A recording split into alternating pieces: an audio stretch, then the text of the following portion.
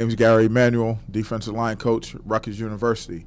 First drill we're talking about will be a shed tackle that we use anywhere on a line of scrimmage, or it can for anybody who's playing. Again, we're trying to secure the blocker, play our gap control, and then shed the man, and then make the tackle, put our face on the ball, bite the ball. We'll do both things. We'll do things out of left and right-handed stance, strike the man, secure the block, put your face on the football. Once we do this both sides, then the next phase of it would be for a cutback run where the ball carrier has now started to your gap, then he cuts opposite, so we got to shed the blocker to our gap and then come back across and get involved in the tackle and put your face on the ball. Same thing, opposite stance here. Ball carrier's coming to our gap side, cuts back, shed the blocker, put your face on the ball. Let's talk about the stance we use here at Rutgers University. We use a three-point stance. If you see number 95, the one to the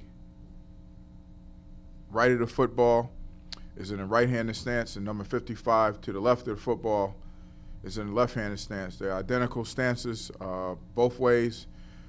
We like to have our feet shoulder width apart. Our back foot, in 95's case, is right foot. 55's case is left foot. It's about a heel-toe stagger. We have some weight on our hand, and we have our off hand ready to go. In 95's case would be his left hand, and 55's case would be his right hand. We call that our stab hand. And again, we're in a right-handed stance or a left-handed stance. Feet shoulder width apart, a heel-toe stagger, and what I call it is a comfortable and performance stance. It might be a little bit different for each kid depending on how tall they are. A little more long-legged kid might have a little bit longer stance. But basically it's a three-point stance, right hand down or left hand down, off hand ready to go in a punch position or a stab position. Your back foot is at a heel-toe stagger, and then we're coming out of a stance and then getting ready to do our work. Get-offs, what we do for our get-offs, again, we're trying to get off the ball. This case here, we might be playing the run first. As you see, number 55, the nose guard, shooting his hands, checking the run. Then we proceed to get off the ball. All it is a drill to keep your defensive linemen on sides. Again, they're keying the ball, not sound. They're getting off on movement, either ball or man. Whatever moves first, that's our stimulus to go. As you see them, we're trying to give them a hard count. You can give them a quick count. They get up, crowd the ball, close as they can, key the ball, and get off on the ball.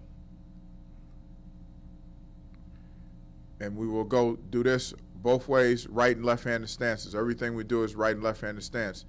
Next thing we do is come out, change the direction, same thing. We got to get off. Then we're giving them a point. We go break foot, drive foot, so we're not wasting steps as we go. And then we'll do this to the right. We'll do it to the left. This one here will be to our left. Coming out, break foot, drive foot, then sprint through the line of scrimmage there. Just again, changing direction as a defensive lineman, we have to be able to do that. Okay, right, left, they don't know which way it's coming out.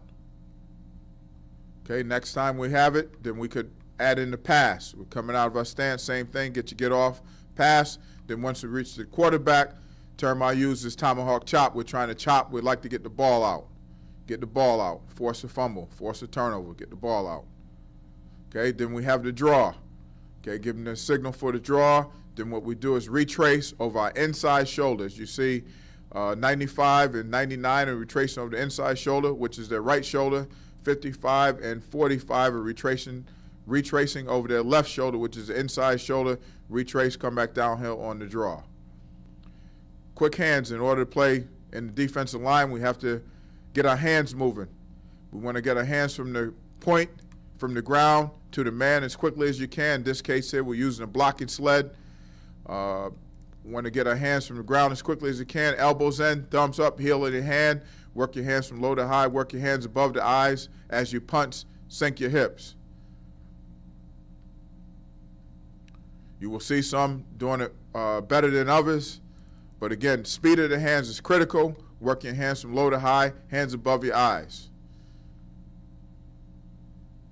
We can do the same drill against a man, which will be the next phase that we're doing right here. Again, we're keying the ball, coming from low to high. Work your hands from the ground to the man as quickly as you can. Work your hands above the eyes and sink your hips, because all your power comes in your hips. And the stab of your hands, that can stop the offensive man's charge.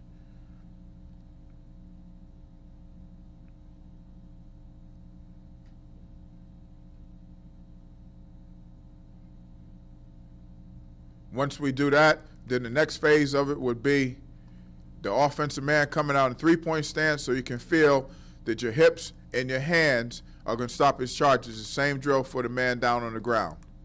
Okay, we're getting our hands from the ground to the chest plate, elbows in, thumbs up, hit with the heel of the hand, and your hips and your hands will stop his charge.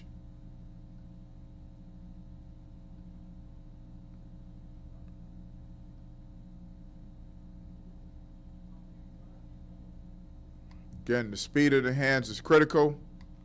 Hips, hands, stop his charge. In the interior line, you always will have low blocks. What we're doing here, my gap is to my right. I'm in my left-handed stance. My gap side is to my right of 92 here. What I'm doing, I will give ground to keep my feet. What I like to do is look my hands through his shoulders and helmet and push that down to the ground, and I'll give ground to keep my feet. I will sacrifice ground to keep my feet. Okay, as you see, his gap is to his right. His gap is to his right. So we're stepping up. Everything stays the same. We're taking a step out of a stance, hands down on the shoulders and helmet. Give ground to keep your feet. You're giving ground to your gap. And again, we'll come back and do the same thing. Now, my gap is to my left. I'm stepping at the man, punch down. You're giving the ground, protecting your gap side, arm, and leg. You will sacrifice some ground to keep your feet. Give ground to keep your feet. Once we do this drill here with the bags, and again, it tells you who your knee benders are, then what we'll do is we'll do it against a man. We'll have the man down on all 6-point stance here as he's lunging. I'm stepping as a defensive guy. My gap is to my left here. And as you see, the offensive guy is going to reach for that outside leg because we get a lot of cut blocks in the line. So I'm going to give ground to keep my feet. Again, punch it down, look it down. Give ground to keep your feet. You want to give ground to keep your feet. We do the same thing going the opposite way. Now the gap is to my right. As 99 is going down, the gap is to his right. You want to punch down. You want to give ground to keep your feet. As I step up, I want to give ground to keep my feet. So here 99 is in a right left-handed stance. His gap is to his right. You give ground to keep your feet.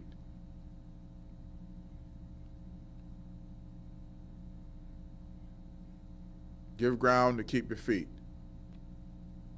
Push, pull, or shoulder turn. Now my gap is to my right here. The people that back to us here are in defense. They're trying to lock out their gap side arm and press their gap side leg and get up the field as we get some penetration on the line of scrimmage.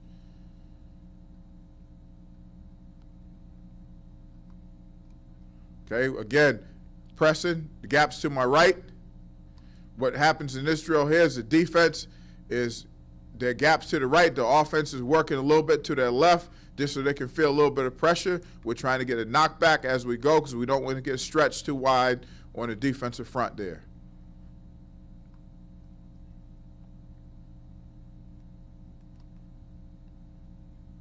Again, as we go, you can see we're trying to get a knockback. Pressing to my gap side, which is to my right there. Now, this time here, it should be my gap is to my left. I'm pressing my left arm, trying to get that free and my left leg free.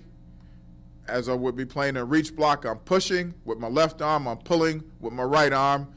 And the offense, which is looking at us,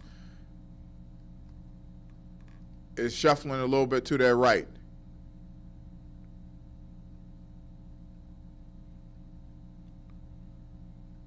Same thing, I've already taken my step up to base with my back foot here, my right foot. So I'm in the fit position here, offense shuffling to their right. My gap is to my left. I'm locking up my gap side, arm and leg. As I come off, the next phase of it would be trying to get lateral and shuffle down the line, because this play here now is going outside to your left. Defense has their back to us here as we're talking. Getting into the pass rush area, first thing we like to do is run the hoops, teach our guys how to lean. You want to always have that toe, inside toe pointed direction you're going around the hoop. And it's just a race around the hoop. You can make it competitive for your guys, and the loser does an up-down or some kind of push-up or some kind of drill. We will do this going both to the right and to the left. In a right-handed stance and a left-handed stance, as you can see, 92 lost, so 92 is doing a up-downs for losing the race around the hoop. So what we're trying to do is get the inside shoulder down so we can turn corners, and this will help you in any kind of movement that you're doing. So now I understand I got to turn a corner as I make my movement around the hoop. Now what we do is run a figure 8. We're trying to run the same thing, figure 8 around the hoop. So we're leaning, running both directions. Again, trying to get that toe pointed straight ahead as we take around the hoop. This time here, the same figure 8 drill. Now our stimulus, instead of being a ball, is the man who's standing inside the hoop, who's giving me his hands. I'm making a pass rush move over his hands, and I'm turning and leaning. Okay, then we'll have the guy flip around, so now we get 4 opportunities to make a pass rush move as we come around the hoop. Turn the corner, turn and lean.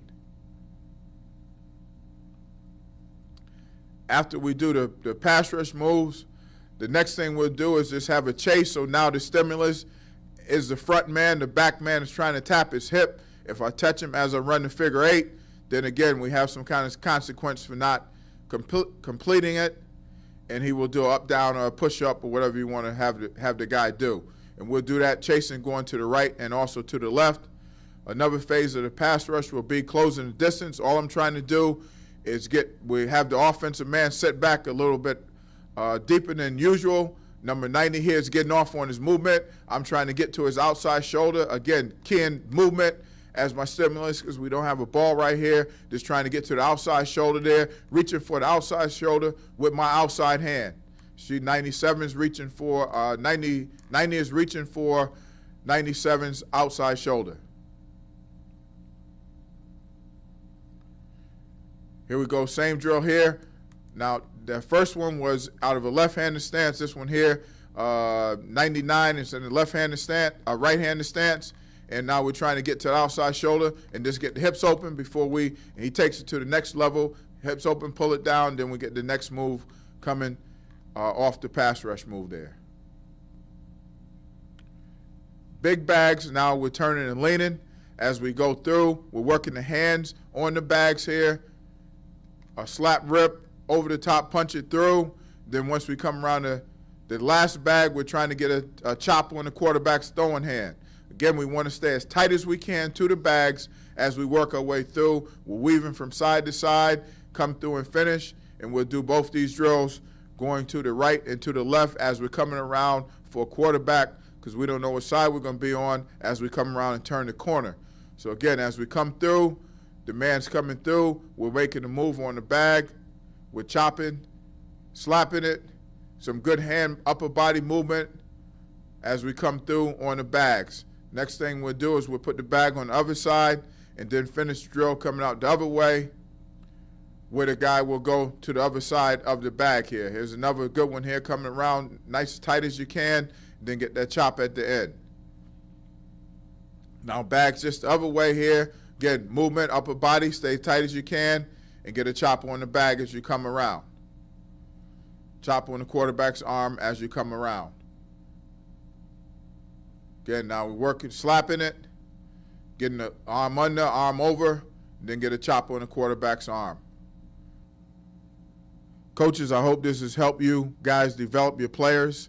I want to thank you for your time, and hopefully this will help you get your players to become better defensive linemen and better football players. Thank you.